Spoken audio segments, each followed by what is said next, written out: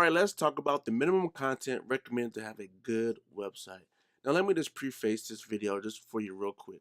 Now, I'm going to just quickly share with you the bare minimum content you need for a very decent website that's going to give people enough information for them to make a decision to either call you, request more information, email you, however form of call to action you have on your homepage is what they're going to do. So I'm going to share with you quickly the minimum content that is required um, for you to have on your website. So the key elements really are you got to have a good home page. Now that home page, the content should include something that's going to benefit your visitor. So content includes something that's going to benefit them, um, the benefit you provide them. So the copy should be very beneficial.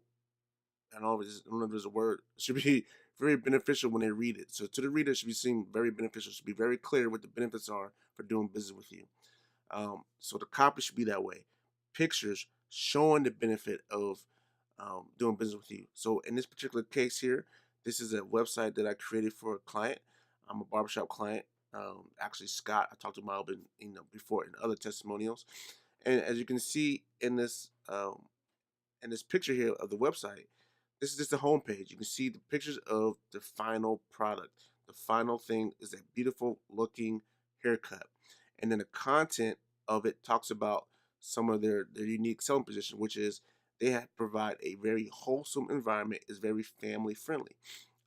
That's what the content states in the picture. So come here, get a beautiful haircut, but not only for yourself, for your son, as well. You can also, if you wanted to, put a video. I did not choose to do the video on this website, just because videos just cost a little more money, and the client, it was just pretty much on a shoestring budget, so it wasn't necessary for them to have a video. But if we would have put a video on there, it'd be about 2 minutes long, be actually showing them cut somebody's head, so it would have been even better, even more beneficial.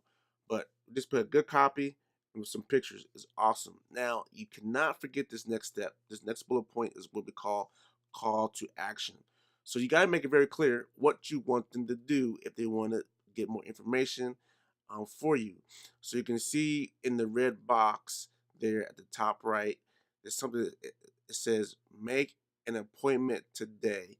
And there's a phone number underneath there to call. And it says either call or text this phone number to make an appointment. Now, in the very top right hand corner of the website is also the phone number to the business as well as the email address. Now, it could be a form. There actually is a form, but the form is under the contact us page.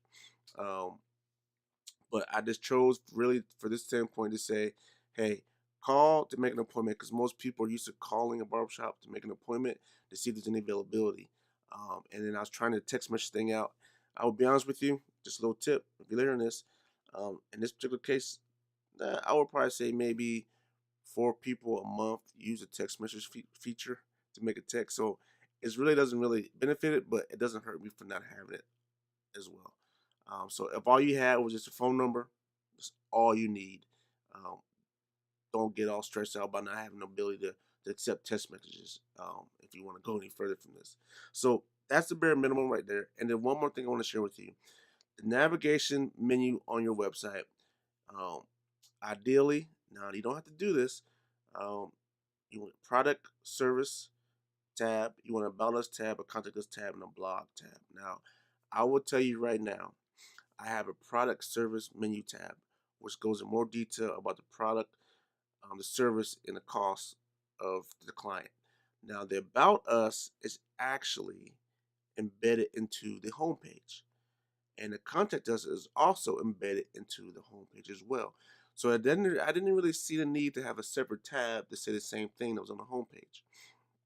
So as long as you have content that says what you're about that's on the homepage, or how to contact you is on the homepage, you don't necessarily need to have a separate tab to do that. So once again, I'm sharing with you the bare minimum that is required. So now the other thing we have here is a blog. Now I will be honest with you, there's no blog for this client. Okay, blog takes work. They don't shoestring budget. Would it be great for them to do a blog? Would it even be even more clientele probably from? Oh, absolutely yes. I believe that you should do a blog. Blogs work. They're awesome. There's no reason. Um, um, there's no negative side of doing a blog. Put it that way. If you don't do a blog, not necessarily required, but it is very beneficial if you do a blog. So that's the main minimum content you need to have a good website. I talk about a little bit more of the blog points and how many words you need in a checklist. Just go fill through. It's more detail there. Read through that. Read through that about the call to action as well. And so I will see you in the next video. Thanks.